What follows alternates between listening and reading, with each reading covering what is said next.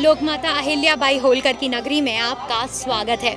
Hello Indore. आज है 31 मई, यानी कि हमारी लोकमाता, हमारी राजमाता अहिल्याबाई होलकर का जन्मोत्सव। आपको बताते हुए हमें बहुत खुशी हो रही है, बहुत गर्व हो रहा है कि हम हमारी राजमाता अहिल्याबाई होलकर का 300 यानी कि 300वां जन्मदिन मना रहे हैं, जिसका आयोजन अभय प्रशाल इंदौर में किया है। लोकमाता अहिल्याबाई होलकर त्रिशताब्दी समारोह समिति ने इसका आयोजन किया है। तो आज हम आपको इस पूरे आयोजन की बहुत ही अच्छी क्लिप्स दिखाएंगे, सारे गेस्ट से आपकी बात करवाएंगे। तो चले। तो इस वक्त सरोवर पोर्टिको होटल रीगल से सभी लोग अहिल्या वाहिनी, जो कि इंदौर की पहचान है, इंदौर की BRTS में, एक साथ जाने वाले हैं Abhay Prashal to attend the event और सेलिब्रेट करने वाले हैं लोकमाता अहिल्याबाई होलकर का जन्मोत्सव। हम भी अंदर जाएंगे, सभी गेस्ट से बात करेंगे और पूछेंगे कि हमारा इंदौर उन्हें कैसा लगा। ये बात तो बिल्कुल क्लियर है कि अहिल्या जी का एक पावरफुल इम्पैक्ट, इंस्पिरेशन पूरी देश, पूरी दुनिया में है। इसीलिए तो आज देश के कोने कोने से लोग आए हैं इंदौर अहिल्या जी का जन्मोत्सव मनाने। आपको हमारा इंदौर कैसा लगा, हमारी इंदौर की पहचान अहिल्या वाहिनी कैसी लगी, और आप क्या कहना चाहते हैं आज इंदौर गौरव दिवस और अहिल्या जी के जन्मोत्सव पर? जी, मैं ये कहूँगी कि इंदौर वासी बहुत भाग्यशाली है कि जिनको अहिल्याबाई का सानिध्य मिला। और अहिल्याबाई तो पूरे जगत के लिए, केवल भारतवर्ष के लिए नहीं, सबके लिए प्रेरणादायी एक व्यक्तित्व रहा है। और आने वाले दिनों में जो नारी शक्ति वंदन से जो आरक्षण मिलने जा रहा है महिलाओं को, उनके लिए वो रोल मॉडल है। मैं अत्यंत प्रसन्न हूँ, गौरवान्वित अनुभव कर रही हूँ और इसका मैं एक छोटा सा हिस्सा बनने का सौभाग्य प्राप्त कर रही हूँ। मेरी तरफ से जो भी हो पाएगा मैं सब करूँगी। नृत्य है, संगीत है, नाटक है, नाटिकाएँ हैं, फिल्म है, जो भी हो सकेगा वो सब हम करेंगे, जिससे कि लोकमाता अहिल्याबाई होलकर न केवल पूरे भारतवर्ष में, विश्व भर में और प्रसिद्ध हो जाएं। और जो गलत नैरेटिव्स अभी सेट होते जा रहे हैं भारत की नारी के बारे में, वो सब समाप्त हो जाएं।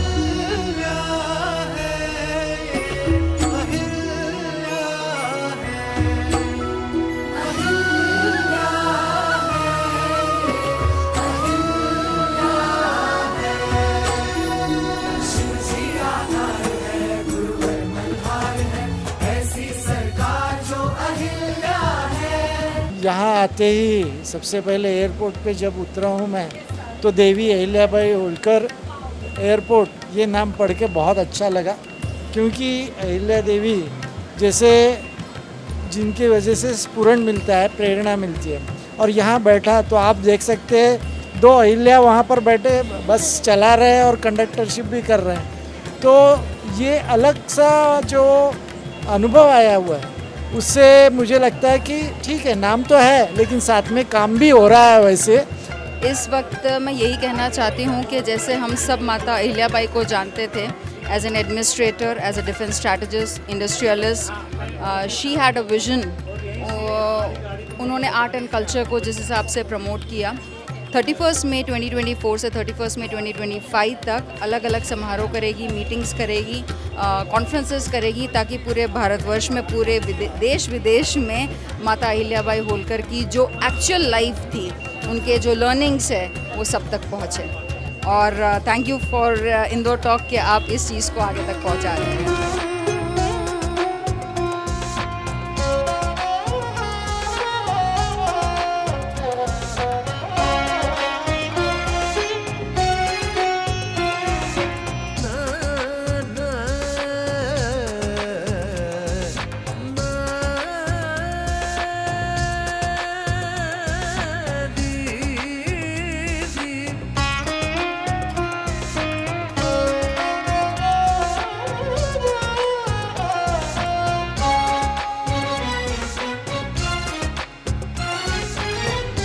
आज सवेरे हमारे गांव में, हमारे घर से राजमाता पुण्यश्लोक अहिल्या देवी मंदिर में अहिलेश्वर नाम का शिवलिंग है, वहाँ पर अभिषेक होता है सुबह 5 बजे।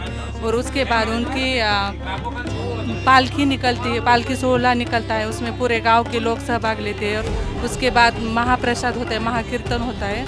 और जो भी भक्त वहाँ आते हैं उन सबको हमारे परिवार से मेरे पति आदरणीय प्राध्यापक राम शिंदे साहब MLA, वो महाप्रसाद वहाँ का नियोजन करते हैं। और इस शताब्दी का भी वो आयोजन करते हैं। हर साल की तरह इस बार भी बड़े धूमधाम से हमारे गांव में शताब्दी उनका जयंती उत्सव मनाया गया है। तो इंदौर तो आते जाते रहते, विशेष रूप से अहिल्याबाई विश्वविद्यालय और इधर के बहुत सारे संस्थाओं में मेरा आना जाना रहता है। Indore is a good place. Indore बहुत सांस्कृतिक दृष्टि से और स्वच्छता के दृष्टि से और सभी इस प्रकार के दृष्टि से एक क्या बोलते हैं उत्तुंग अवस्था में जो है, माने हाई लेवल इसमें है, हाई वोल्टेज सिटी है ये। मैं तो बहुत बड़ी मतलब फैन रही हूँ उनकी, क्योंकि उनका जो काम है उस ज़माने में, मतलब जहाँ लड़कियों को बाहर निकलना तक का मुश्किल था, और ऐसे ज़माने में उन्होंने वो काम करके दिखाया जो औरों के लिए बहुत ही मुश्किल था। उन्होंने जो जीर्ण हुए मंदिर है उनको बनाया, मुगलों ने तोड़ी हुए मंदिरों को बनाया, और बहुत ही अच्छा उनका काम रहा। इसके लिए ऐसे अहिल्याबाई को मेरा नतमस्तक है। आज 21वीं शताब्दी में जब हम महिला सक्षमीकरण की बात करते हैं तो हमें ये सोचना चाहिए कि आज से 250 साल पहले अहिल्या देवी ने जो कार्य किया है वो सचमुच में सराहनीय है।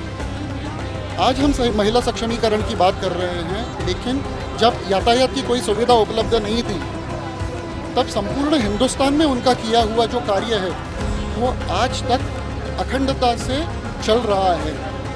कश्मीर से लेकर कन्याकुमारी तक उन्होंने के लिए हुए मठ मंदिरों का निर्माण, कुओं का निर्माण, या फिर अपनी राजसत्ता का उपयोग लोक कल्याण के लिए जिस प्रकार से उन्होंने किया है, वो आज ही नहीं, आने वाली अगली कई सदियों तक राजसत्ता का उत्कृष्ट रूप से निर्वहन कैसे किया जाए, इसका एक जीता जागता स्वरूप है। और मुझे लगता है कि अहिल्या देवी सिर्फ मध्य प्रदेश की धरोहर नहीं है, तो ये भारत की परंपरा का एक जीता जागता स्वरूप है।